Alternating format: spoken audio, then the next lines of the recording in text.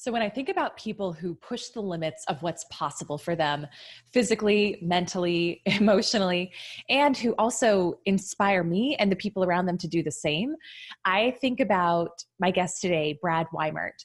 So if you're not familiar with Brad, but you're an entrepreneur, my guess is that you may actually be using his company as your payment processor and you may not even know it. So professionally, Brad is the founder of a company called Easy Pay Direct. And so entrepreneurs the world over use them for their payment processing. But one of the things that Brad was very clear about for me when we were going into this conversation is that he really doesn't like to lead with what he does for work so much as what he's all about, what his legacy is, and what his mission is. And so Brad is someone who puts on these incredible he calls them 8-figure entrepreneur trips, like 8-figure adventures. And I met Brad initially last year through a mutual friend, John Rulin. By the way, John is someone who I'm going to have on the podcast a little bit later this year. Very, very cool guy. And a lot of you listening may know John as well. But John sent an email and said, like, look, I've got this buddy named Brad. He is chartering a plane to Fiji for a select group of entrepreneurs for a week to have you guys unplug, to connect on a deeper level, and to really get in touch with what matters and to build deeper relationships. And so I was like, okay, this guy Brad he sounds cool. Like he's clearly about the things that I'm about. How do we deepen relationships? How do we create memories that last for a lifetime for the people in our lives? And I got to know him, and I have just been wowed and astounded by not only just some of the accomplishments in his life, being the number one sales rep out of a company of 30,000 salespeople at the age of 20, crossing the country by bike in 2007 to give speeches to at-risk youth, not to mention climbing the height of Mount Everest twice in 36 hours to raise money for charity, but also really just his heart and what he believes in. And really one of the big reasons why I wanted to have him on the podcast today was to talk about how do we leverage and create these unique circumstances to deepen relationships with the people that we care about. And now Brad uses extreme physical adventure to do that. And so being someone who is maybe not so physically adventurous, I'd say I'm maybe like 50% on the scale of 0 to 100 for physical adventure. Like I'll do some crazy stuff, but I'm not seeing myself hiking twice the height of Mount Everest anytime soon. So you may be able to relate to me here, but for those of us who want to find other ways to deepen relationships, like how can we do that? And how can we take some of what Brad has learned from curating all of these unusual, unique, cool trips and from pushing himself to do these physically extreme activities? Like how can we take some of the lessons he's learned and apply that to our own relationships? And so there's so much gold here in this episode, and I'm just so excited to introduce you to Brad. If you're not familiar with him yet, you'll want to check him out and hear more about some of the things that he's doing to raise money for these charitable causes and learn more about his trips and his adventures that he puts on. So check out the show notes because there's going to be links to get connected with Brad there. But I'm so excited to introduce you to Brad and to have this conversation with him. So without further ado, guys, let's tune in and get to know Brad Weimert. Brad, hey, so good to have you on the Instant Impact podcast today. Awesome to be here. So for people who are not yet familiar with who you are, what your background is, what you do, can you give us a little bit of the background of why you do what you do and more of who you are? Sure. What do you want to know specifically? I want your whole life story in 2 minutes. Right. Yeah. So we can start with the easy of who you are and what you do. And then I want to get a little more into the why. Yeah. So, I mean, when we went the whole life story, I was going to start with, I was born a young black boy, which is, I don't know if you've seen The Jerk. Yes. Is that Steve Martin? You got it. Yeah. Great start to the movie. So I own a payment company, Easy Pay Direct. I mean, I think I'm most often branded as an entrepreneur. I self-identify much more as an adventurer. I think that the course of entrepreneurship is an adventure of, one type of many that I'm interested in. I spend quite a bit of time on physical adventures and trying to figure out how I can explore new territory with myself and how hard I can push. And I sort of look at the moment, my life in 3 buckets, which are in terms of time right now. And that is, and there's lots wrapped up in this, but that is Easy Pay Direct, adventure trips that I put on, and at the moment training for the adventure trips. And there are lots of things integrated into that, like the relationships that fuel those things. But those are kind of the three buckets of what am I pushing at? Mm-hmm. And so that's what I'm always thinking about. So a lot of what we'll talk about today will be the relationship building element of what you've done. But before we get into that, I'd just like to hear from you, because adventure is such a big piece of your personal brand and what you talk about and these trips that you do. How did that become so important in your life? Um, I pride myself on being a fairly deliberate person. Mm. In fact, there are a lot of people in my life that would point to me as one of the most or the most deliberate person that they know. I take that as a great compliment. Don't think it's true. I think that there are a lot of people out there that do a better job than me, but a part of that is taking time to assess and try to figure out the answer to those questions that you just asked, which is, well, why do I feel this way? What is it that I'm trying to do right now? Why am I trying to do it? Why do I feel compelled to do it?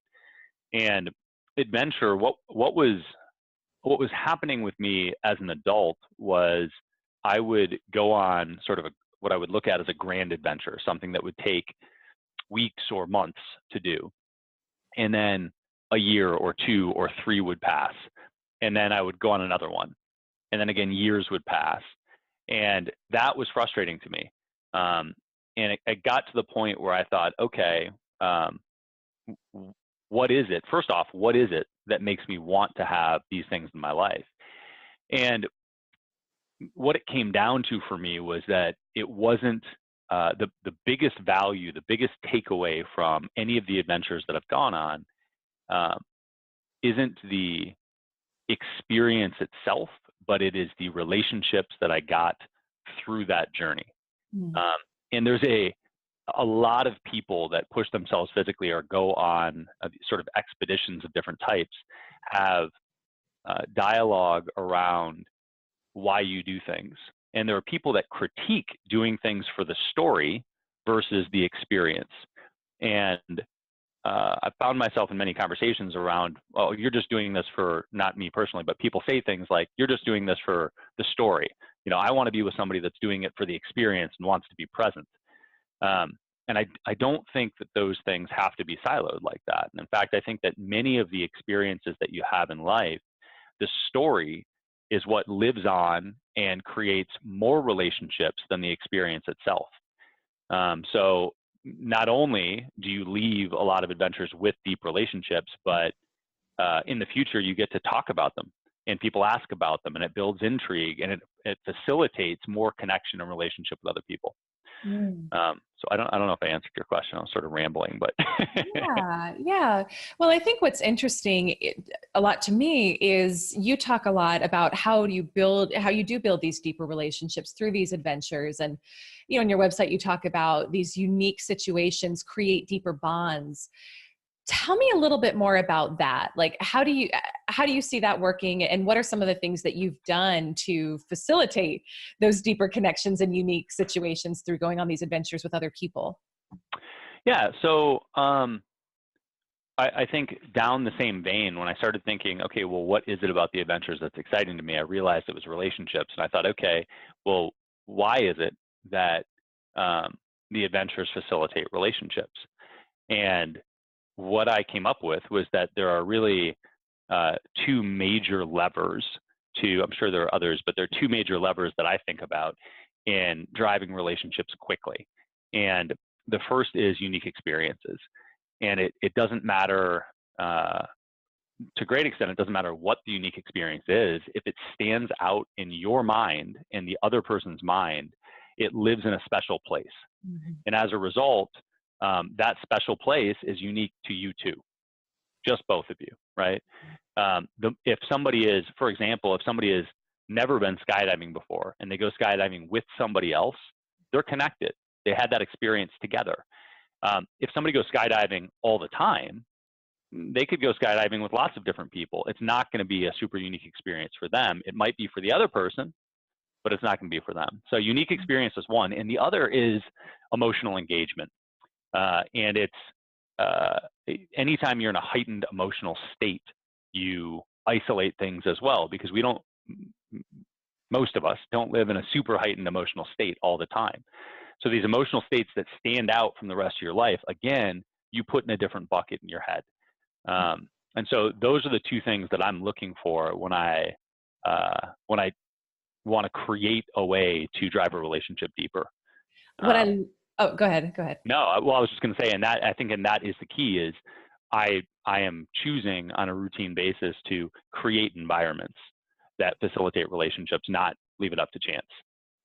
I love the level of intentionality behind that. And I don't remember where I read about this, so I don't know what the numbers are. You probably know more than I do, but people talk about, when we look back on our lives and even like on your deathbed, what you actually remember. And it's not the way you made breakfast every day. It's what were those unique, those like wow moments in your life where everything stood still, where everything was different. And we have a tendency, I think, as we go about our day to day, not to think about the fact that at some point this will no longer be here for us. And so part of what I really like about what you're doing is it brings this deep intentionality to the way that we live, where it's like, when you look back on your life, you're going to have so many, I bet, just so many insane memories that you look back on and you're like, wow, I had such a full life and I was able to do it with other people and create that for them as well, which is just super powerful to me. So I love the way you go about doing that.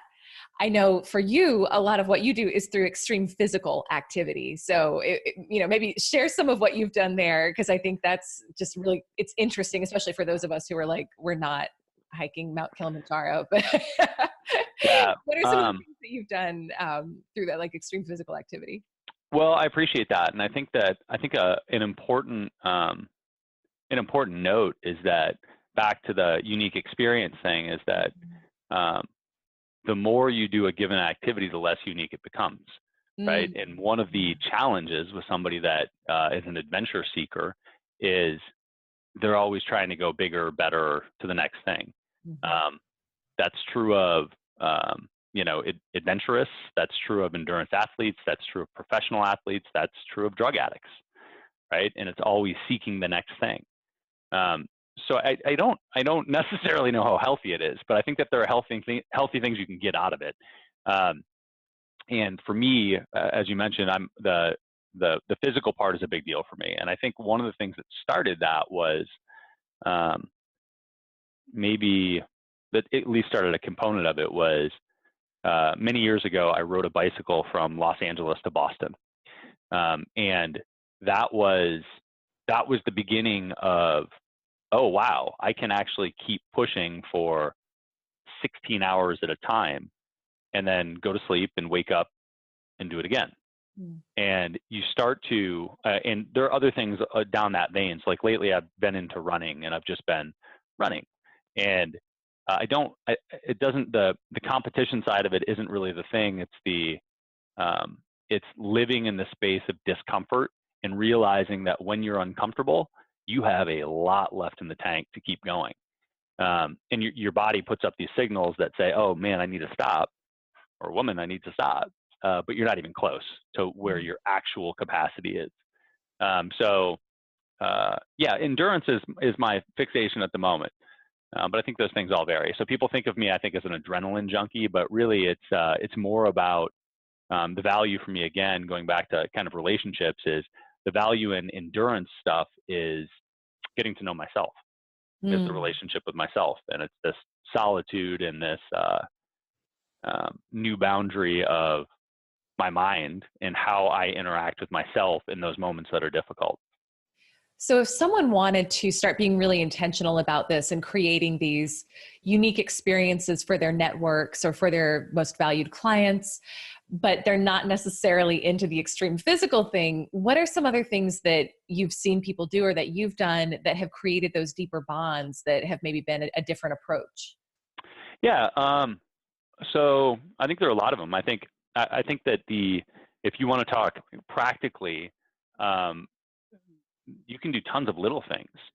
You can have a lunch with people, but instead of having it at, a restaurant or at your office, have it on your front lawn and set up picnic tables and have, teenagers serve your food, right? Like that's unique, that's different. Have custom napkins printed, right? Have logoed cups made, right? All those little details. And by the way, in some contexts, that would be super cheesy. In others, it would be totally fitting, right? But it's finding those little details that are relevant, that also stand out and make it a powerful experience. And one of the things that I think people fail to recognize is how much the little details matter.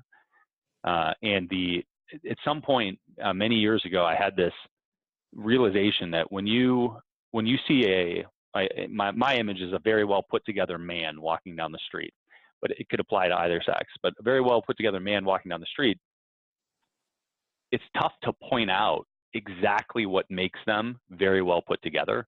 But if you remove the cufflinks, and then the beard isn't quite as clean cut, and the hair isn't quite as well done, and one thing at a time, that they don't have a monogram on their lapel, right? The knot is not totally clean. One thing at a time, the picture starts to erode. And it's all of those independent little things that compile to make what we see as a totally clean, perfect picture. But one thing is off. While most people can't identify what the one thing is, it impacts the whole picture.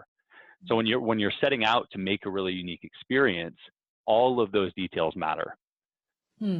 I've honestly never thought about it that way, but that makes so much sense. And that requires a level of generosity in what you're doing, whether it's financial generosity about going the extra mile to get something custom made, and even just generosity of time, right? Really taking the time to think through every single detail of how can I make this exceptional for someone, something that they'll remember.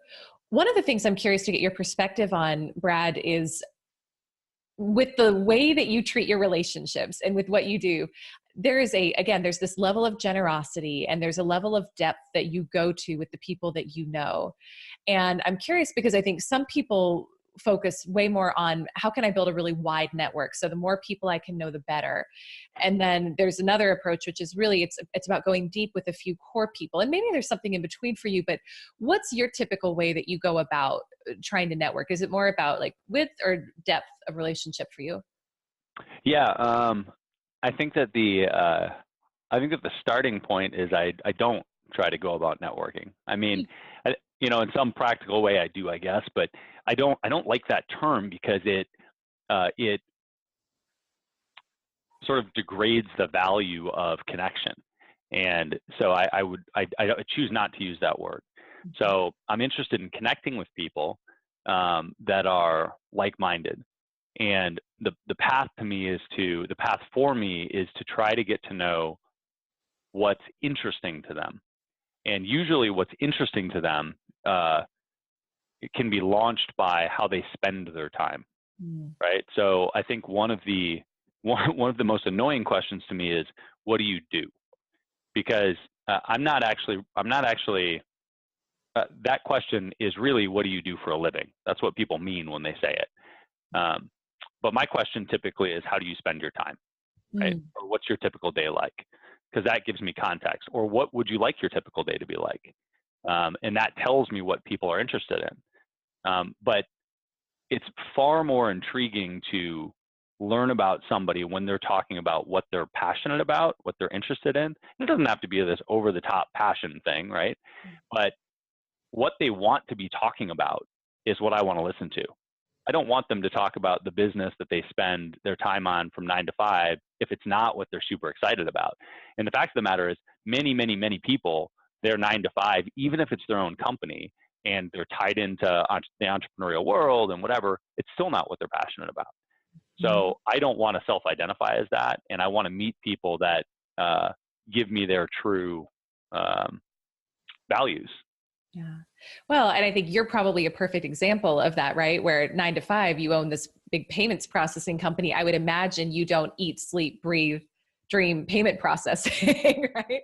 And you have the whole other side of you, which is the adventure side, which I think is cool because you've built, probably arguably a bigger brand around the adventure and entrepreneur side of you than what you actually do for a living. I want to ask just a couple more questions about how we can cultivate deeper relationships with people here as we kind of wind down. you've got, as we film this, you've got this trip coming up, Unplugged Fiji, which I'd love for you to just talk a little bit more about what that's all about. Not so much in a way where we're promoting it, but more where it's like, I want to hear about the value of unplugging. And certainly people can go to your website and check it out afterwards and hear more if it speaks to them. But there's a lot of intentionality about being unplugged when we're connecting with other people built into this trip. So I want to hear more about why that was so important for you to do when you were creating this trip. Yeah. So Unplugged as a brand, I think, is important because we're all sort of sold this concept that we're supposed to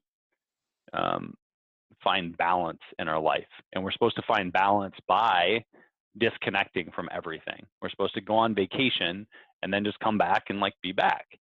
And I think that there's a tremendous amount of value in unplugging, but not when you're forced to do it. And so the Unplugged brand is built around disconnecting from your day-to-day without losing alignment.